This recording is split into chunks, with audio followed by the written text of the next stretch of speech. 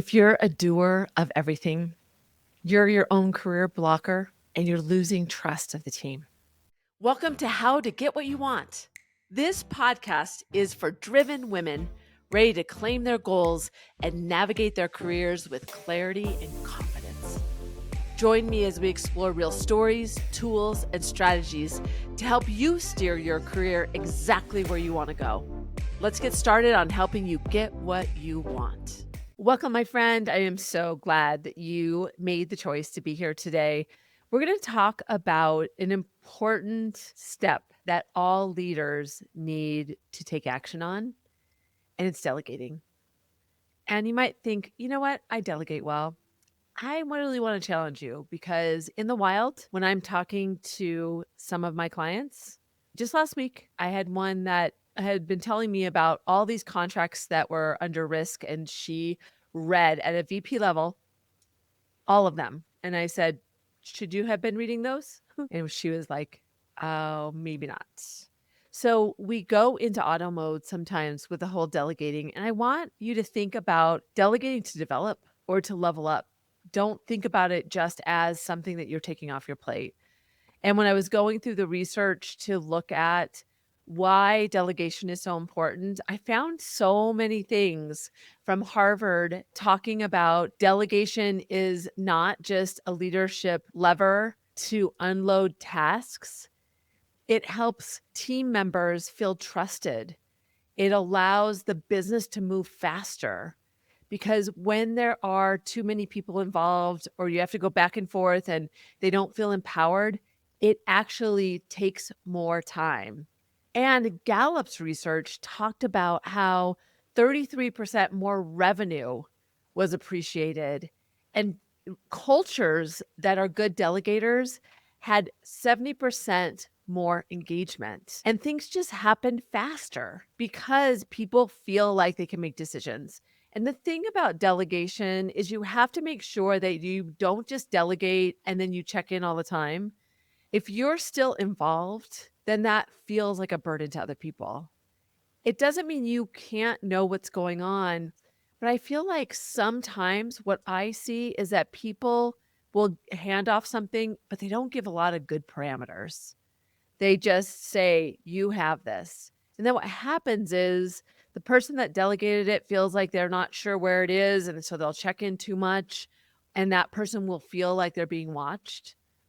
So it's a tricky dance. We're going to talk a little bit about all of those things that you need to think about and consider when you delegate. And I want you to think about it as a strategy. And I will tell you, it's not just you look at your list of things to do and you decide what you shouldn't be doing. That's one layer of it. But the more sophisticated and the one that takes a lot of time, especially as you go up in an organization, is looking at the talents of your team and not just what they do well, but thinking about what you can give them that will allow them to level up more, even if it's something you really love to do. We often have this kind of relationship with these things on our list. If it's on our list and we don't like it, we don't want to delegate it because it makes us feel bad. But that might be something that somebody on your team might really enjoy doing. So you might think about, how do I hand this off by asking the team what they want or if they'd like to do this. The other piece is to really think about, what do you take off that you shouldn't be doing in your role, or that if you gave it to somebody else, it would really develop them, which means you really need to understand their strengths. And it's interesting. I work often within a big organization. So I have the opportunity to talk to not just the leader, but the people that work for them. And one of the director plus people that report to a VP was telling me that her boss delegates to her, but only things that he already knows she does well. And she said, I wish he would give me things that really challenge me and that he would see that I need to be challenged in different ways that I don't even see. And I love this idea of pouring into others. My friend Micah Librant talks about the multiplier. I talked about this in one of the other podcasts too, the book Multipliers. And multipliers see potential in people that they don't even know they have in themselves. And Micah did this fantastic keynote about that, about pouring into others. So delegation is an opportunity to pour into somebody else, to give them something that not only will challenge them, but will grow them. So when you think about what to delegate, it's not just what you don't want to do, it's not what you shouldn't do. It's also how can you develop people around you. And it was so funny because I was listening to a sermon, Pastor Nathan, and he was talking about an analogy of a track team. And just think if you were in a relay, you are on the first leg and you're supposed to pass the baton off to the next person. And you decide, you know what? I'm just going to keep running. I'm feeling really good. I'm just going to keep running. Even if you are faster than everybody else on the team, think about how they would feel if the plan was that you're supposed to give them the baton and let them run their leg. Think how that makes them feel and how you would look. Like, what a jerk. Like, what a jerk, really? So sometimes delegation is so important and people learn if you're a delegator or not. So they won't often ask or point it out to you. If you are somebody that holds too much and your team knows it, one, they're going to let you keep doing it.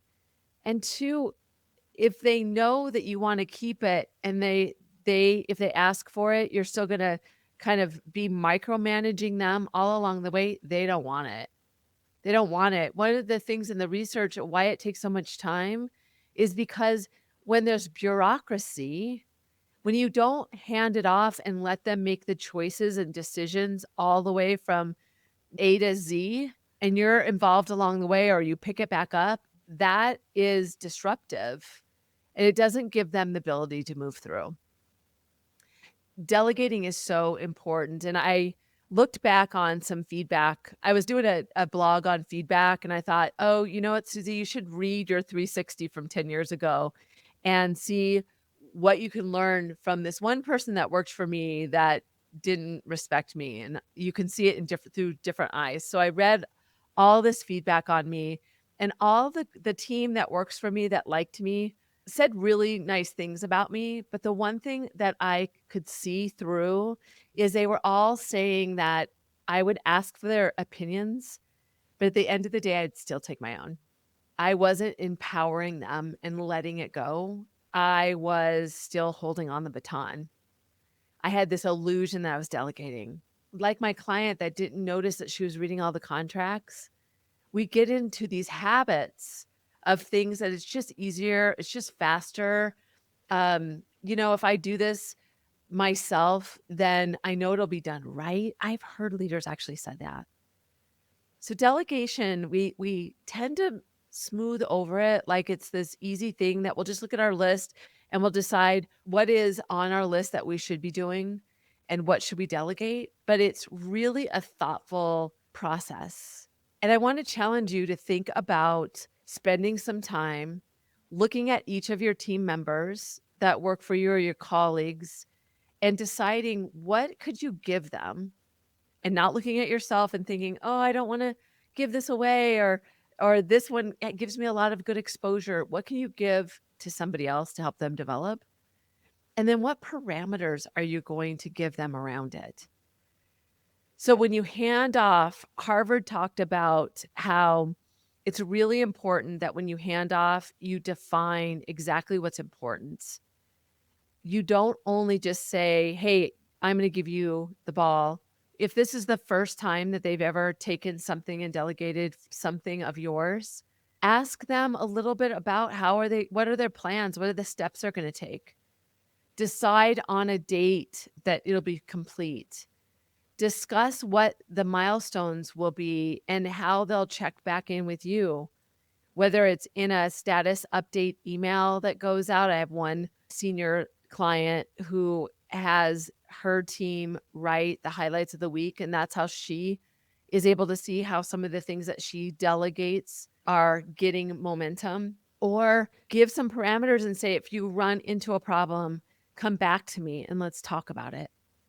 And then another thing that's really good for thinking about delegating is having a reconciliation around it. How did it go? And even when you assign it, say, I want you to be really thoughtful about how this process goes. I want you to be thinking about how you want to do it. But then at the end, when the project is done and this date comes, we're going to sit down and talk about what did you learn from it? What would you do differently? What could I have done to support you? It's all about the conversation. It's not about taking the checkbox and just hand it off. So if you've been delegating via email or very not formally, think about how you can formalize it more so that they are really clear about what's important to them. So I think about my PACE framework: prepare, aware, close, and evaluate. And I think it really applies here. You can take those steps and think about this as it applies to delegation. Prepare, the P in PACE is prepare them. Say, I want to delegate this to you. Let's talk about the scope, the success criteria, like I said, how they're going to check back in with you, and then when we're going to look back. So, when will this be done? A is aware. Have them think about who needs to be involved. What is the timing? What are the risks? What is adding to their burden of their job by giving this delegated task? Something for you to talk about with them. And then close is, what are those ownership elements going to be? What are the milestones? What are the check-in? What's definition of done? Have them decide what that is and tell you. And then if it's off a little, that's what you talk about. You don't tell them how to get to A to Z. You just talk about what does done look like. And then that evaluate piece, when that date comes, here's some of the things that I really want you to think about. And I want to have you think about, what have you learned? What have you grown? What do you want to do more of? And even how can we systemize this? So the PACE framework, the prepare, aware, close, and evaluate. Make sure you're spending time preparing them, getting them ready. What do they need to be aware of? And make sure that they know those things so that they know you have their back. Close.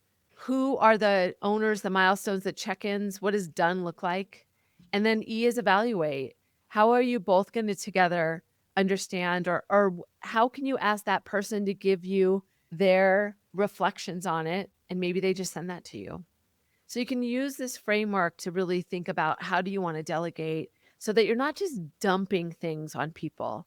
You're not setting them up for success because you're just handing it off to them and not really thinking and defining exactly what that's going to look like. That's the first time you delegate to somebody. Then the next time you can loosen that up because you've built that trust.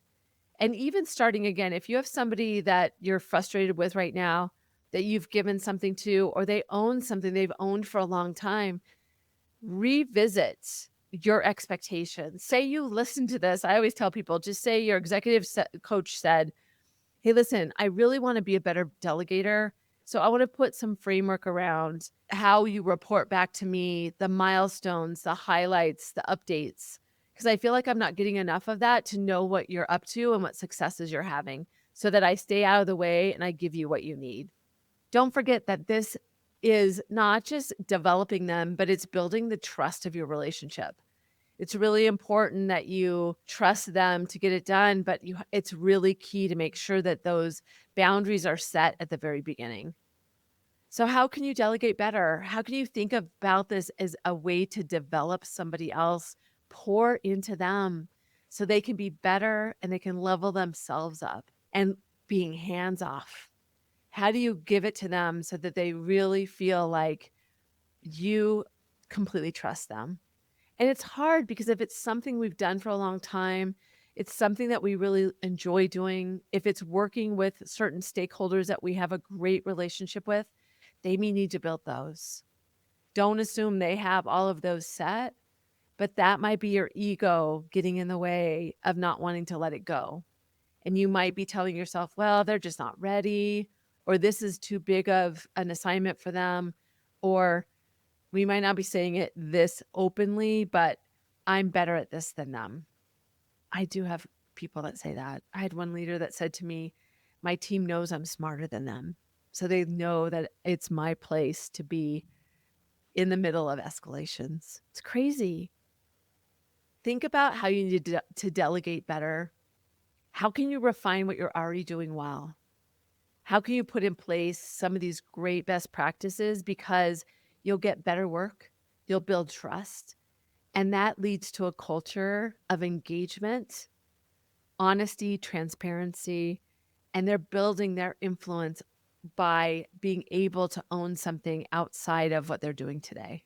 It's an important thing, and delegation is really important in negotiation as well. What are you saying that you'll do? What's the responsibility in a high stakes situation, in a project that you're a part of? How do you make sure that you define the roles of everybody in the room so that you clearly go through and make sure that you have the end in mind to get what you want? Delegation is everywhere in negotiation and in leadership. If you know somebody that needs to hear this, even on your team, and say, I'm going to really challenge myself to delegate better. I'd love for you to give me some feedback in a month or 2 months on if I've changed my behaviors. That would be so courageous of you. Let me know how it goes. Reach out to me at negotiationlove.com. I'd love to hear about your successes, or go to LinkedIn and DM me. I get so filled up by hearing stories from you about how you've adopted a negotiator mindset and how you raised your hand before you're ready to get what you want. And always remember that is more than a skill, it's a mindset. Until next time, I'm Susie, and I will see you then.